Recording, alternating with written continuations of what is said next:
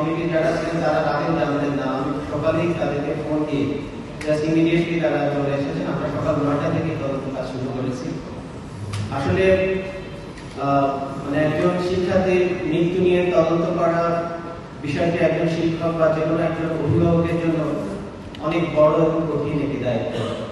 আমরা এই তদন্ত কাজ এই 3 দিনে আমাদের বারবার বিভিন্ন স্টেক হোল্ডারের সাথে যখন আমরা কথা বলেছি, বিভিন্ন ঘটনা যখন আমরা পর্যবেক্ষণ করেছি, আমরা সকলে গভীরভাবে আসলে মর্মাহত হয়েছি। আমাদের মনে যে প্রশ্নটি খুবই সবথেকে প্রশ্ন ছিল যে যেখানে 3 জন প্রশিক্ষক ছিলেন, যেখানে 6 জন সাইমা সহ 6 জন শিক্ষার্থী সাধারণ ছিলেন, সেইরকম একটা পরিবেশে একজন শিক্ষার্থী সুইমিং পুল থেকে ডুবে যাবে, এই বিষয়টি আমাদেরকে এই প্রশ্নটি আমাদের সবচেয়ে বড় প্রশ্ন ছিল। আমরা অত্যন্ত সততার সাথে, অত্যন্ত আন্তরিকতার সাথে পুঙ্খানুপুঙ্খভাবে প্রতিটি বিষয় নিয়ে আমরা বিশ্লেষণ করার চেষ্টা করেছি। আমরা নিজেদের মধ্যে অনেকবার আলোচনা করেছি। আমরা এ পর্যন্ত 21 জন বিভিন্ন পর্যায়ে সংশ্লিষ্ট শিক্ষার্থী, কর্মকর্তা, ডাক্তার, বিভিন্ন পর্যায়ে আমাদের নিরাপত্তা প্রহরী, এরকম 21 জনের সাথে আমরা কথা বলেছি, তাদের সাক্ষাৎকার নিয়েছি। আমরা ওই দিন সকালেই সরেজমিনে আমরা যে সাইট যেখানে সাইমা ডুবে গিয়েছিল সেই সাইটে আমরা পর্যবেক্ষণ করেছি।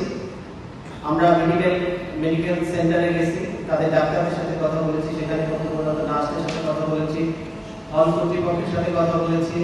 আমরা শরীরচর্চা বিভাগের ডিরেক্টর এবং সংশ্লিষ্ট তাদের সাথে কথা বলেছি এবং অবশ্যই আমরা সাইমার ওই সময় যারা সাধারণ ছিলেন তার সহসাধারণ তাদের সাথে কথা বলেছি এবং আমরা যে ভিডিও ফুটেজ সবগুলো আমরা অ্যানালিসিস করেছি।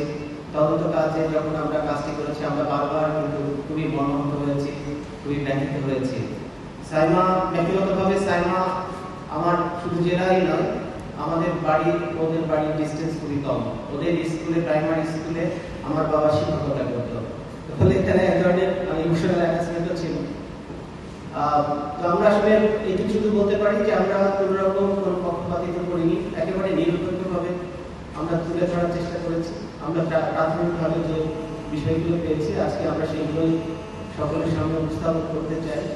আমাদের ডিপার্টমেন্টে সাইবারি বন্ধু ফজল আছে এবং সেই তদন্ত কমিটির একজন সদস্য, সক্রিয় সদস্য, এবং আমি মিটিংয়ের মধ্যেও আমি বারবার বলছিলাম যে সত্যিকার অর্থেই একজন ভালো ওই স্টুডেন্টরাই কিন্তু ওকে সিলেকশন করেছে।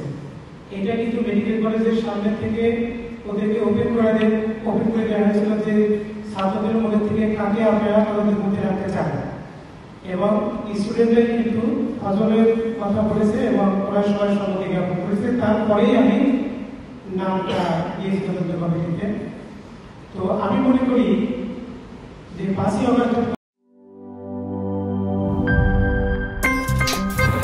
আমার একটা স্মার্ট সিদ্ধান্তে 25% গ্যাসের খরচ কমেছে। ভাবছেন কিভাবে?